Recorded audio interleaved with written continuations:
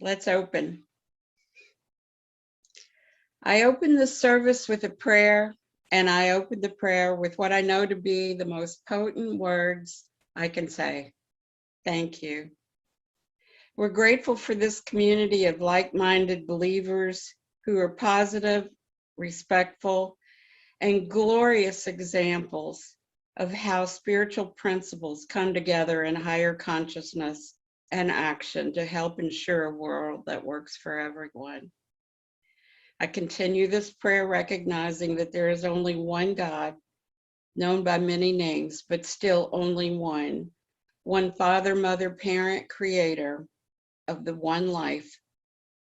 And that life is perfect, complete, and divine, and it is my life now, and the life of all people, all nature, all animals, and all of us out there, here, today, everywhere, are all united as one family. So in the place of harmony and peaceful recognition, I declare our hearts and minds open as we show up here this morning to learn the spiritual principles that form the foundation of our faith, and to trust what we know is true of spirit within, today, tomorrow, and eternally. And so it is. All right, well, good morning. You have found yourself again at the Louisville Center for Spiritual Living teaching chapter, and I'm sure that's no accident that you're here. I am Pat Ferguson, your practitioner spiritual director for 2022. In sonnet number 98, William Shakespeare says, April, dressed in all its trim, hath put a spirit of youth in everything. Week 14 ushers in April, and hopefully the trappings of spring. And dare I say, we're all ready. CSL's April theme in the scope of living everyday wonder is creativity. Spring is the time when everything seems renewed. So why not focus on our own creative urges? We all have them. We are all just as creative as William Shakespeare, Picasso, Rodin. It's just that for some of us, that creativity is a little more under the surface than right there where you can grab it. But we'll be talking more about that in the weeks to follow. Today is a very special service. Just for today, we're mixing it up from top to bottom, and we're skipping over a few things that we usually do and rearranging the rest to fit in an awesome 30-minute video speech from CSL Spiritual Director, Reverend Edward Viljoen. So we invite you to sit back, follow along, and enjoy a thoughtful service of peace, love, and brotherhood as we kick off this Easter season by remembering and reminding ourselves of who we are and what we are truly capable of. And throughout the service, don't forget, our God candle is warmly welcoming you, as it does every single Sunday. Now, I'd like for you to listen to our opening song and listen with your heart. It's entitled, Let It Start With Me, by a group called No Other Name.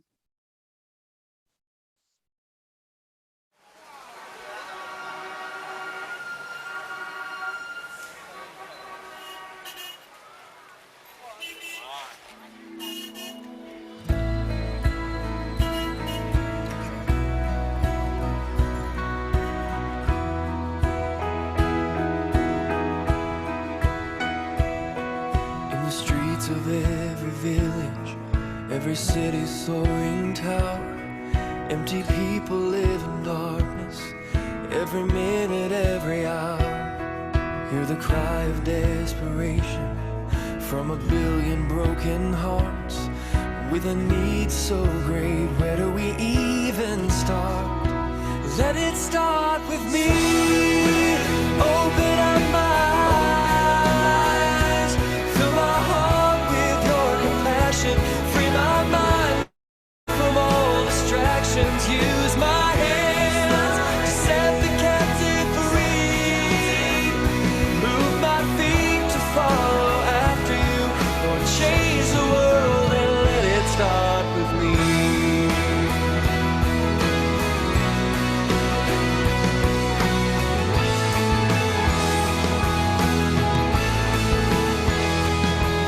You've given us the orders. There's a place for everyone. I don't want to miss my mission in the plan that you've begun. You've promised to go with me to the edges of it all, change everything that keeps me from your call. Let it start with me. Open up my eyes, fill my heart with your compassion, free my mind from all distractions. Use my hands to set the captive free. Move my feet to follow after you. Lord, change the world and let it start with me. Take my life, all that I have called my own. Everything I am is yours alone. Let it start with me. Open up my eyes, fill my heart with your compassion, free my mind from all distractions. Use my hands to set the captive free. Move my feet to follow after you. Lord, change the world and let it start with me. Open up my eyes, fill my heart with your compassion, free my mind from all distraction. Use my hands to set the captive free. Move my feet to follow after you. Lord, change the world and let it start with me.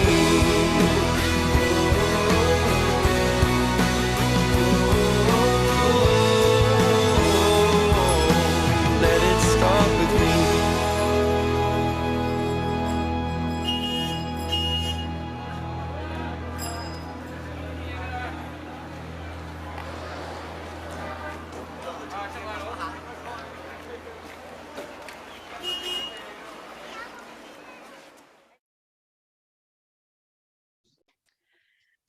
Now, coming from that place of having shaken everything up, I want to invite you all. I am the practitioner of the week, and as Tammy so eloquently says every week, I am holding you all in my heart every moment of every day. And with that being clarified, we're going to do prosperity now. So, taking a breath, taking a pause after that beautiful, powerful, powerful opening song. Oh my goodness. Let it start with me. Let it start with each and every one of us, knowing that as we give, so do we receive at any level, in any way. We so much appreciate your tithes, talents, and treasures that you bring to this community. As ever, you can look in the chat for ways for your offering to be received through Givelify or sending in a check to the post office box, which Pat blesses every single one of your tithes and gifts. And as is our way, I will say our abundance affirmation once, and then if you'll follow with me. Showers of abundance and creativity rain down on me. Yes. Take a nice big breath, let it in, and say with me, showers of abundance and creativity rain down on me. Yes. And I'll now hand over the prosperity basket to Miss Pat, pile them up, and she will bless us. Yes, indeed. Fill my heart with compassion, free my mind from all distraction. Let it start with me. One God, one life, one supply. Thank you for being the light from within that halos our talents, time, and treasures, and causing us to understand that the flow of all three from us is the same flow that circled back to us, multiplied.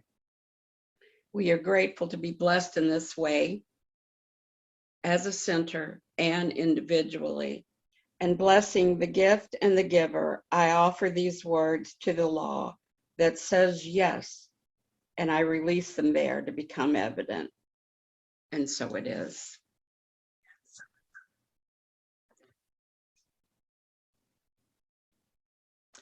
Now we'll be moving to announcements for this week.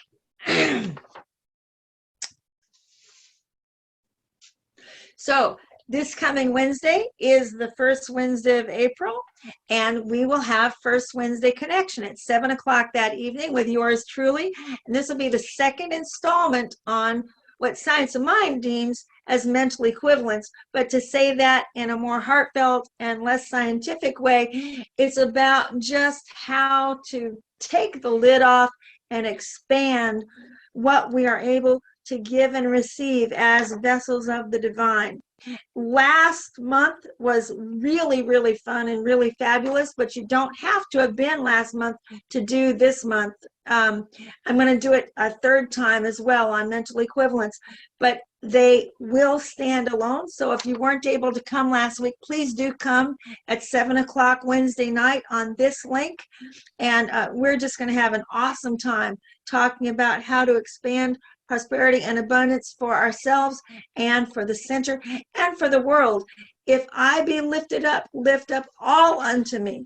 So just know that everything you do that is co-creative for yourselves, you're also doing for everyone, that you would have the good in their lives. And then also, this coming Thursday is the first Thursday of the month. So the guys will be meeting for men's group at 6:30. And then also it's always on the third Thursday as well. You see there, this month it'll be on the 7th and on the 21st.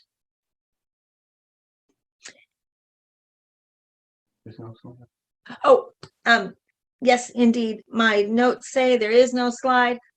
I am speaking for next Sunday, and next Sunday we'll be back to the regular rhythm for CSL National.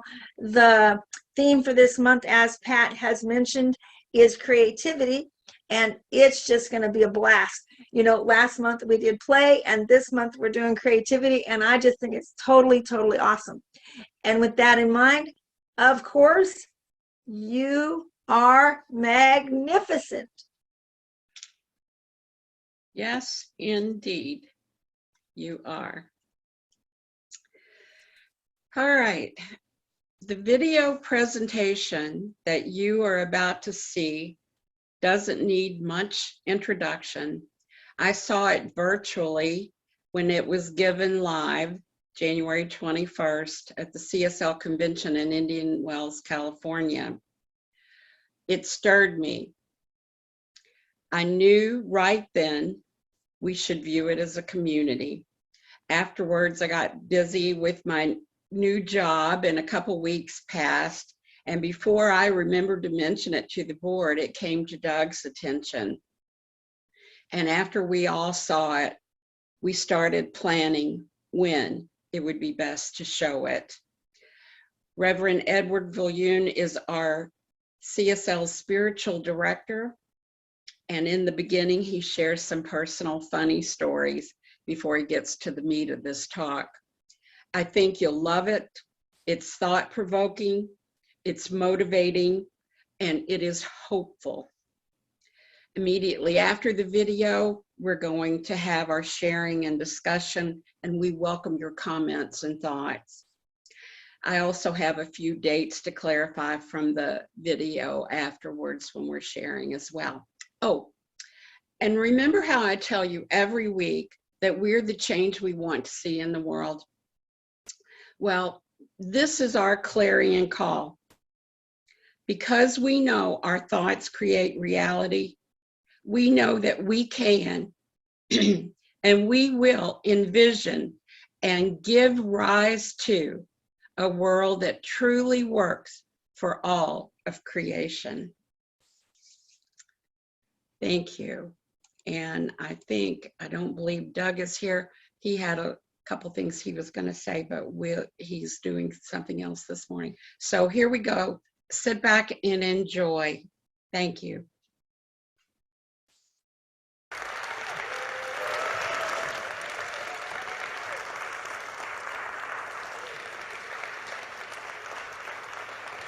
Hello. Oh my goodness. Good evening, beautiful people of Centers for Spiritual Living. How wonderful this is for us to be together here in our convention, and wherever you're watching from, welcome. It's an auspicious occasion for so many reasons for us. Yesterday was the 27th anniversary of Dr. Martin Luther King Jr. here in the United States, where we are gathering for our convention. It's a very important acknowledgement for us here. And there's another reason also why this is such an auspicious occasion. This is the 10th year anniversary of Centers for Spiritual Living becoming who we are today. Yeah.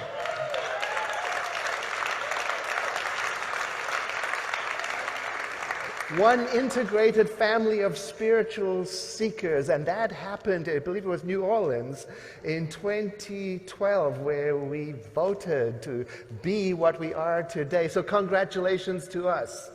Yeah, that's wonderful. And as Cheryl just beautifully said, what is happening, the seeds for our current reality were planted back then. That's the way of things. Things are always created first in mind, in consciousness first, before they arrive. I just love the way she said that. So we are experiencing today the results of the creative impulse that was set in motion back then. And I wonder if the delegates and the attendees at the conference back then in New Orleans knew how much we would benefit from being one united family for these times. Oh my goodness. I wonder if they knew back then. I wonder if they knew that we would need to brace ourselves and call upon strength that we didn't even know we had. We had no idea of the skills and the talents we would need to develop. Oh, how visionary it was of us, and how fortunate it was of us to say a loud and bold, hearty yes to becoming one. Thank God. And I wonder now today what the beloved community of Science of Mind in 10 years' time will need to feed upon, that we must confidently plant now on their behalf. You know, I mentioned we had to call upon strengths and resources we didn't know we would need. You've had to learn to adapt and pivot and change and then rinse and repeat. Adapt. I mean, we thought we were getting out of jail.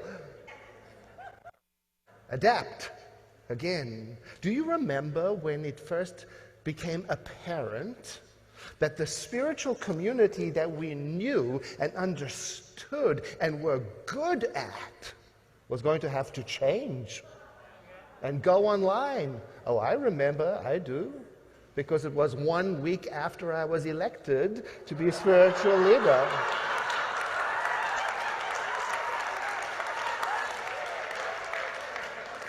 Oh, I had other plans for this position, you know.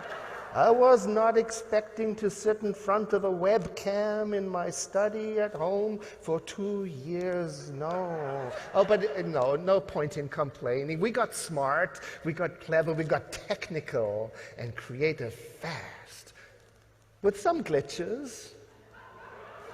Did you experience some glitches? I did. Oh my goodness. You know, one day early on in the pandemic, I was speaking to an education conference on a Zoom call. Some 20 people there, and someone in my household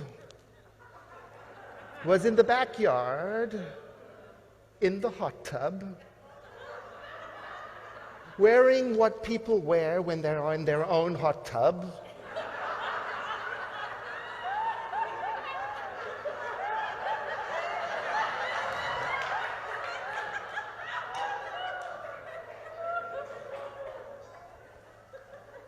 The study where my computer is opens to the back garden, which is the only way back into the house.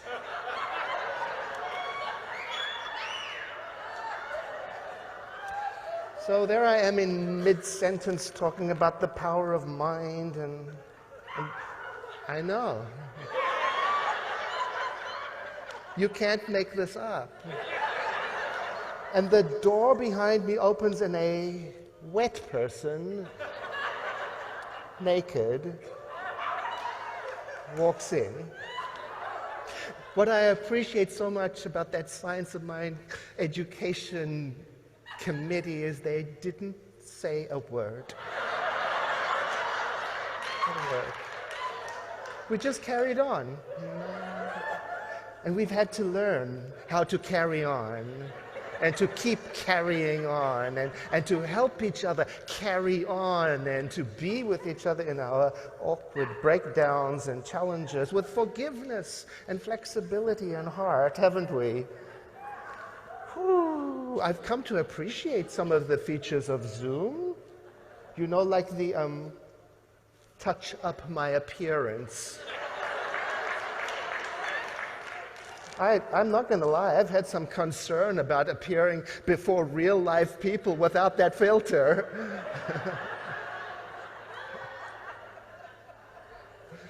I also love the blur your background. I love that. You know, so that I don't have to clean up. You know. But on the other hand, I have some concern about these features also, you know, touching things up for appearance's sake. Ooh, the glamorization of what is real, because it plays into that spiritually challenging habit of pretending that things are much better than they really are. I've been reading about the impact, the complicated impact of social media on teens these days, how they are being exposed to an unrealistic view of other people's lives and feeling like they have to live up to that. I'm kind of guilty of that myself. Because, you know, I put up a shoji screen behind me when I want to mask what's going on, or that filter, blur the background, you know, when what is just behind the screen is a beautiful and realistic mess called being human. Yeah. I mean, I signed onto one of those Zoom meetings, and right in the middle of it, the shoji screen came down. It fell. To reveal what was actually going on in the study, you know. Note to self. Is this a metaphor for my life? Am I overly concerned with appearances? Of how things ought to appear? Do I really need to touch myself up to appear in the spiritual community of my choosing? Do I really need to hide my mess? Is pretending that there is no mess in my life one of the downsides of being obsessed with positivity? And is that the Science of Mind message that the community of 10 years in the future will want? I doubt it. I don't want that for myself, and I don't want it for our movement. I know I can do better than hide behind a screen or a filter. I want to know that we can be present for each other in our moments of chaos and distress and disappointment, and be with the raw, complex emotions that go along with being human. And I want to plant that seed so that 10 years from now, or even right now, young and old alike will not have to hide when we are feeling sad, disappointed, frightened, angry, confused, mystified. You know, when I was younger and I first found science of mind, I developed, a kind of fear of negative thinking.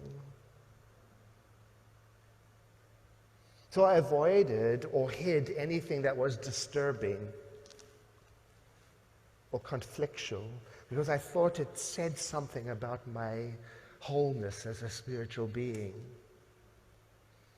Oh, I'm so sorry that I went that way. I wish I had read these words of the activist and child advocate, what is her name? L.R. Noss. She wrote these words: "Do not be dismayed by the brokenness of the world. All things break, and all things can be mended, not with time, as they say, but with intention. So go, love intentionally, extravagantly, unconditionally. The broken world waits in darkness for the light that is you." Is that not a clarion call for our teaching? Love intentionally, extravagantly, unconditionally. Oh, plant those seeds now, because I think the beloved community of in 10 years' time will benefit from those fruits. I really do. Because things happen. And you know, we've had so much loss in this past year.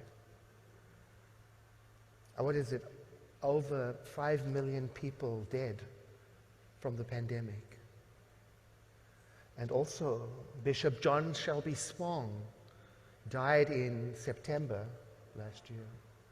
And also Archbishop Desmond Tutu, December, the day after Christmas. You know, two giants of spiritual heroism, each with their own clarion call to spiritual people like us to stay relevant and engaged and real, to stand in the glorious mess and face it, and to not hide from it or avoid it, and to love intentionally and extravagantly and unconditionally.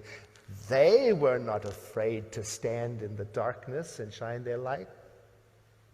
You know, Bishop Spong was a friend of Centers for Spiritual Living. Yeah. He spoke at our Sillamar conference one year. Maybe some of you were there. Oh my goodness, I remember it. So he said something about how Christianity, for it to remain viable and to survive, had to examine and rethink some of its teachings. Oh, and we applauded. We applauded his boldness. And I remember then clapping, thinking, should the same not be true for our Centers for Spiritual Living? Should we not rigorously examine our teaching in light of what is known today so that we can stay relevant? I'm certain Dr. Ernest Holmes would. He would want that.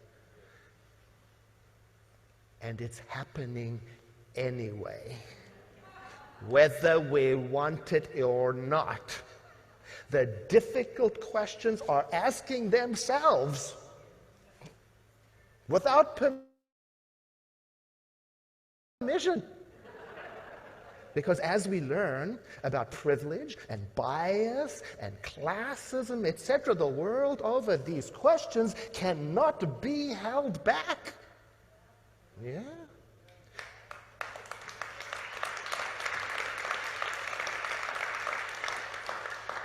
It doesn't matter if we want to hear them or not. You know, a colleague of ours, a Science of Mind colleague, asked me, he's talking about himself, he said, is it only my consciousness that brought me to this place of success? Or did my privilege have something to do with it?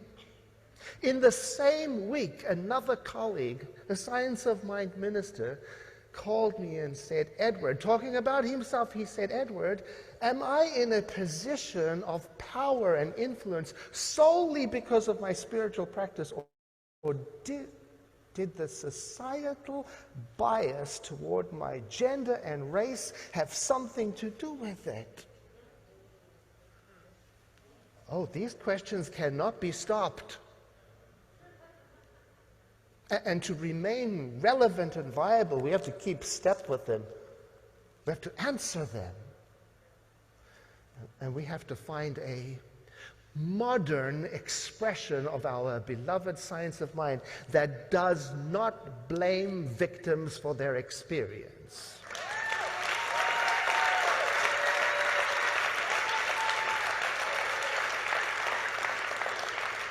But instead teaches us to have minds that can hold the complexity and the ambiguity and the contradiction of being human with all of its nuances, and to remain open to the full range of feelings that go with being a messy human being perched behind a filter. You know, in a way, we are being invited to the table to investigate what exactly does spiritual bypass mean? And are we complicit in it? And how may we avoid teaching the next generation to look away when terrible things happen to good people?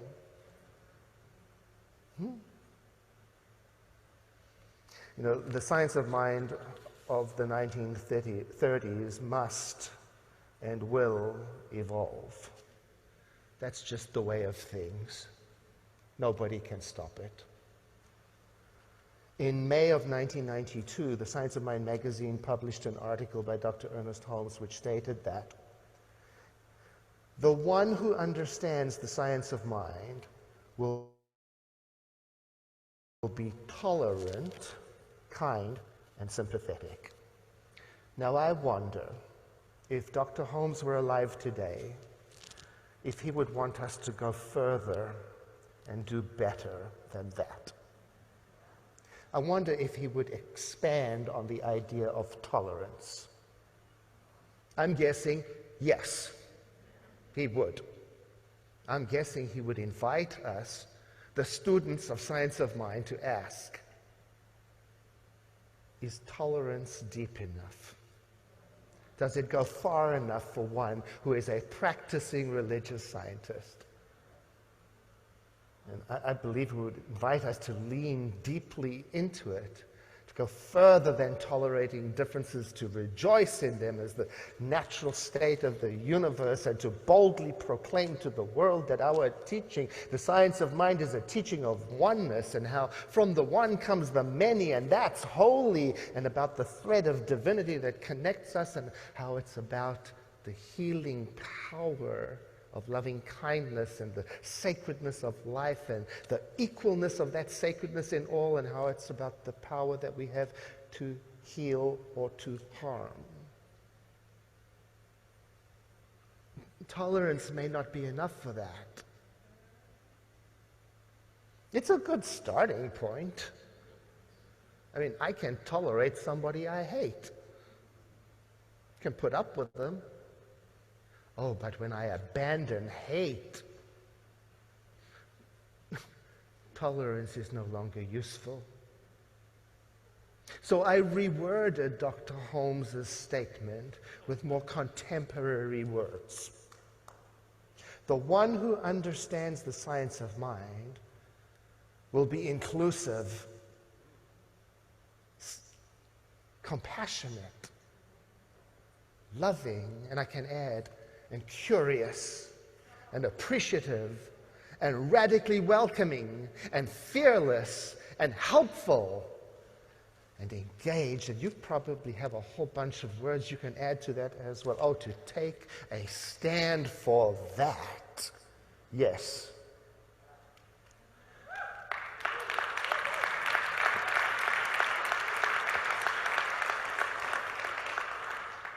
We have been very cautious about taking a stand as a movement.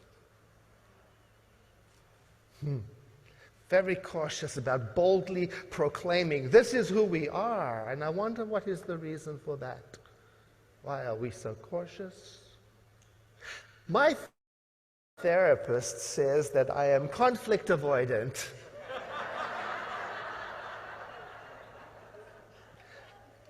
I like to maintain positive relationships with people. I like to be thought of as being nice,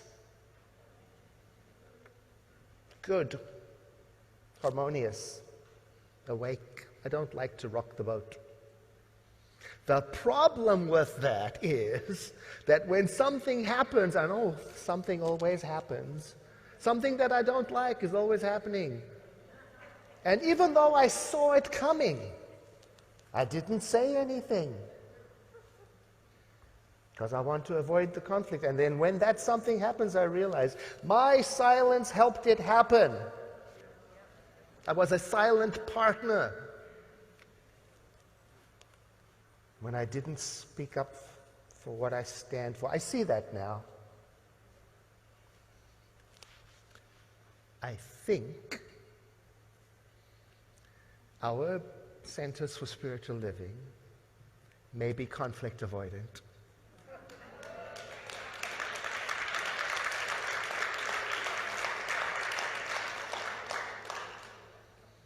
We are very cautious about taking a stand and offending somebody. We like to maintain a positive perspective. We like to see the good and praise it. We love that.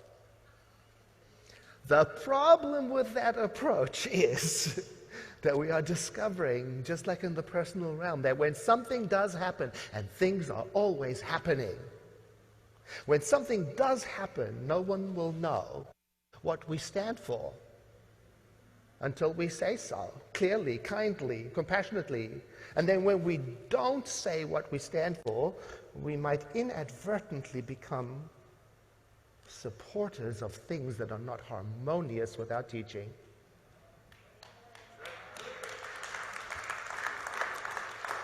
In the United States, public shootings has been a problem for a long time, and one of our Science of Mind colleagues wrote these words, and this is for a couple of years back. You can just feel the pain in the words. My biggest fear right now is that we as a nation are getting used to the mass shootings and letting it become a new normal. There are no simplistic solutions, but we need to tackle the issue. Eyes and ears and hearts wide open. This isn't right, and we need to demand that our leaders address all the components of this situation. And we can't let anyone off the hook because of finger pointing and budget constants. If it's not safe to go to an outdoor festival, a mall or Walmart, for God's sake, then we are not the land of the free. And if we can't speak up and demand our safety, we are not the home of the brave. Oh, I may be conflict avoidant, but I love it when I know where somebody stands. You know what I mean? And I am learning in this position, I am learning that disagreement is not that terrible of a thing. People can disagree and still love each other. Disagreement, it turns out, is survivable. Being shot at a festival or in a nightclub or in a soup jogging in a white neighborhood, it turns out is lethal.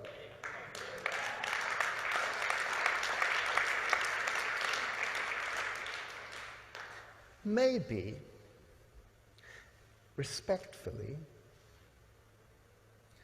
We are conflict avoidant because of something that our founder, Dr. Ernest Holmes, said. He suggested that we were to stand for something and against nothing. I think we could be better, much better, at standing for something and coming out for something, or at least getting clearer on how this beloved science of mind instructs us to live in this world. You know, we might want to also ask ourselves, what is the imperative? You heard Cheryl say that? What is the moral, spiritual imperative from our science of mind? And we don't have to have the same opinion, but we don't have to agree with each other also, but surely we must ask that and answer it. What does this teaching of oneness, compassion, and love compel me to take a stand for in this world right now? No matter which nation I am living in, how does my faith tradition compel me to stand for liberty, equity, inclusion, justice? How?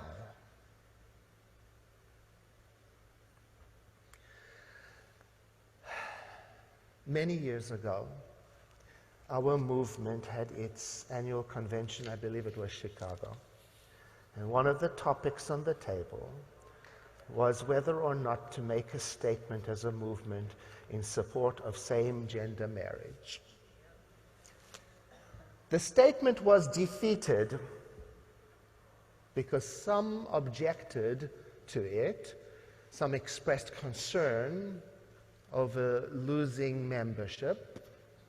Some said it was political and that we ought not to get involved with political topics.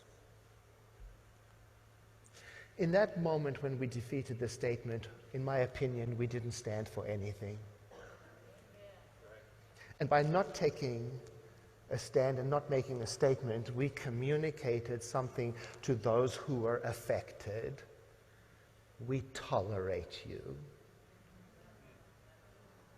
We tolerate what you're going through. Now work on your consciousness.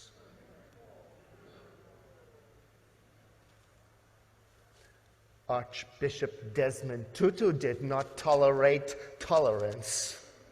Oh no. He took a stand for the LGBTQI+ community and clergy long before it was popular for spiritual leaders to do so.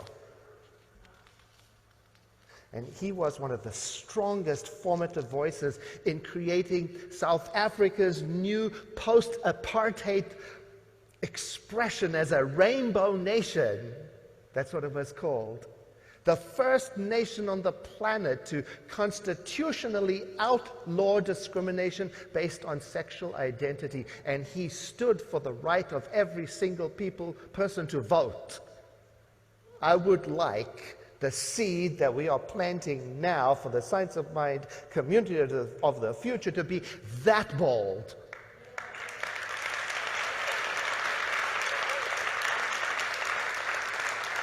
To be larger than tolerance and to be larger than self-interest. Oh, maybe it begins by allowing those questions in. What am I promoting, allowing, permitting when I don't take a stand for oneness?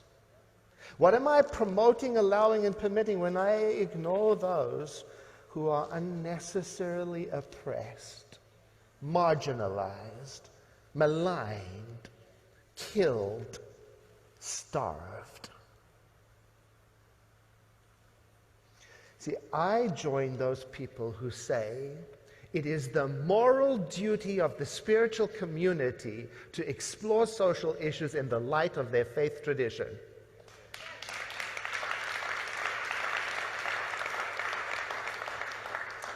I believe that we must ask ourselves, if oneness had an opinion about racism, what would it be?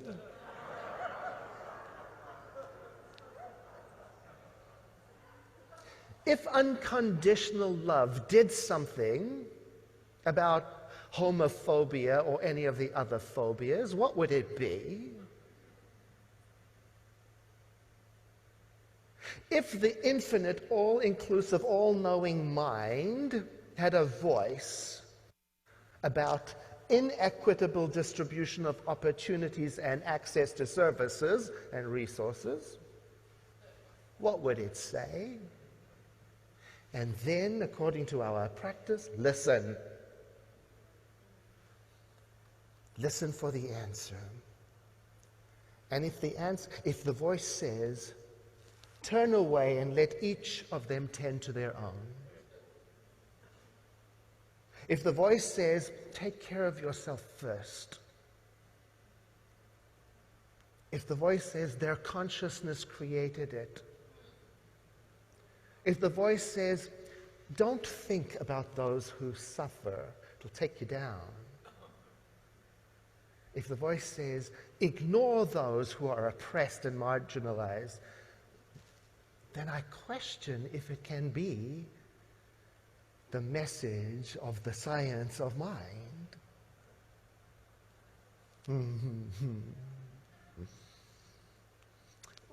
One social media influencer said about this pandemic, it's as if Mother Earth has sent us to our room to think about what we have done so that we can do better. Oh my goodness, how can we do better? Look, this is a question that is being asked across societies and across faith traditions. Just watch TikTok. And you will see every day thousands of people unpacking white supremacy, deconstructing evangelicalism, challenging the effectiveness of prosperity teaching in an inequitable society, calling out the generational impact of global colonialism, identifying the damage done by victim blaming when we say, what's in your consciousness? You see, this is happening whether we like it or not.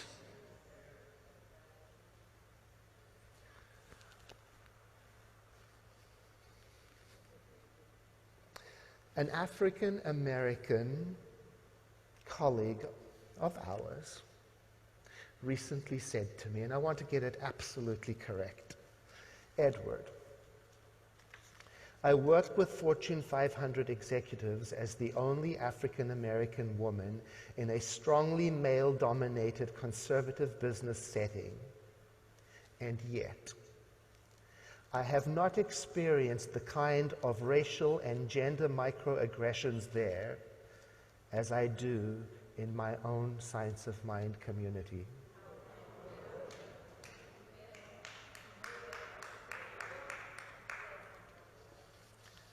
Should I have asked her, what is in your consciousness?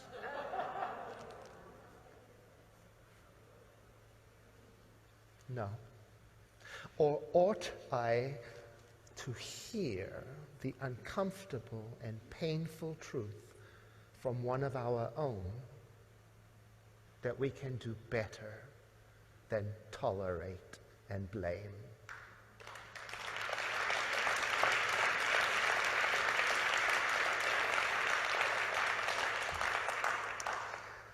Now, lest I give you the wrong impression, I'd like to complete my message by saying I am extremely optimistic about our future as a movement because of the vision that we have for our world.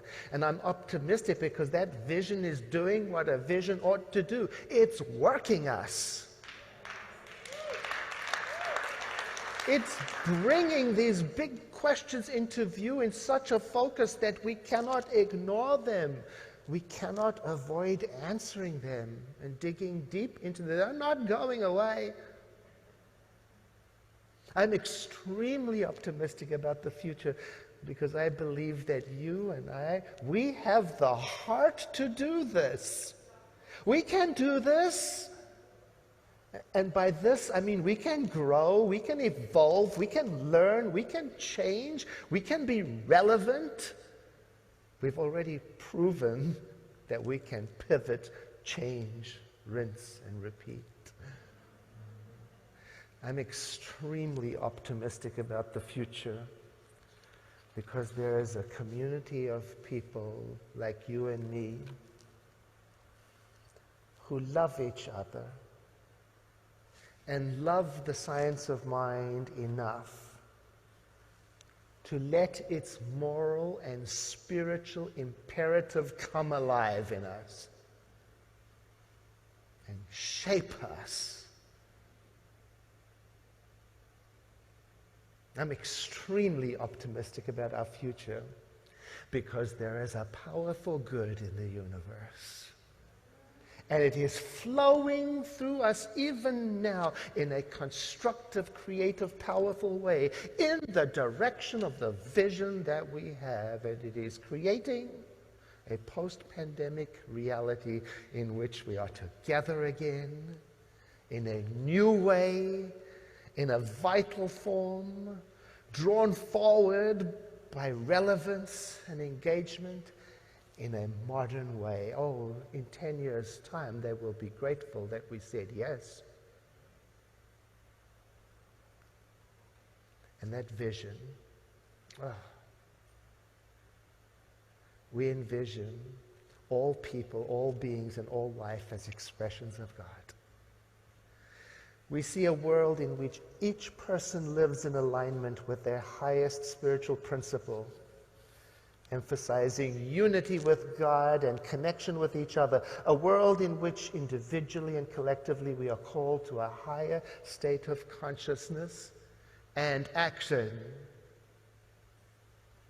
We envision humanity awakening to its spiritual magnificence and discovering the creative power of thought. A world where every person discovers their own personal power and ability to create an individual life that works within a world that works for everyone. We envision a world in which we live and grow as one global family that respects and honors the interconnectedness of all life. A world where this kinship with all life prospers and connects through the guidance of spiritual wisdom and experience. We envision a world where personal responsibility joins with social conscience in every area of the political, corporate, academic, and social sectors, providing sustainable structures to further the emerging global consciousness. We envision a world where every person has enough food, a home, a sense of belonging, a world of peace and harmony, enfranchisement and justice.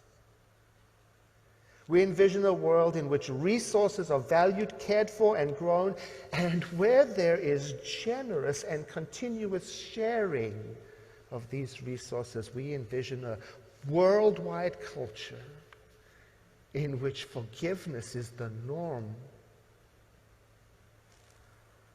We envision a world which has renewed its emphasis on beauty and nature and love through the resurgence of creativity, art, and aesthetics.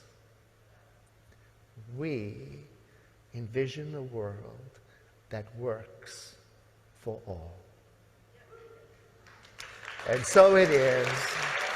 My blessings to you.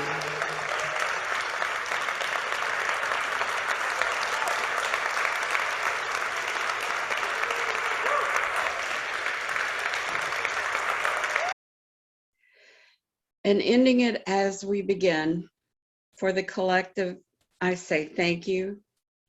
Thank you for helping us in the coming week remember who we are and whose we are. Thank you for the everyday reminder that we are never alone and the glorious work our soul craves to do.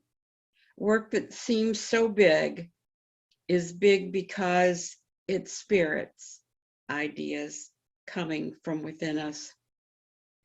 Thank you for the change we will work to put in place.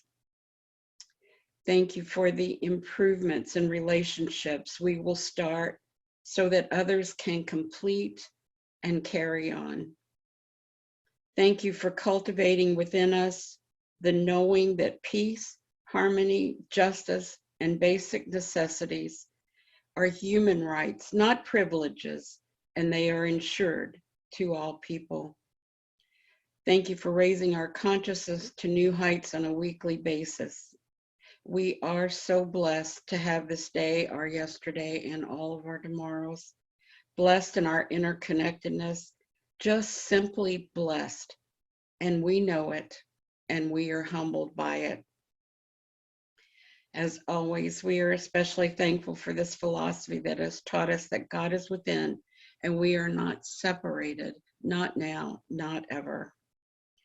And on these and many other gratitudes, I lift our mutual words of oneness up into a new law that always says yes, automatically and impartially.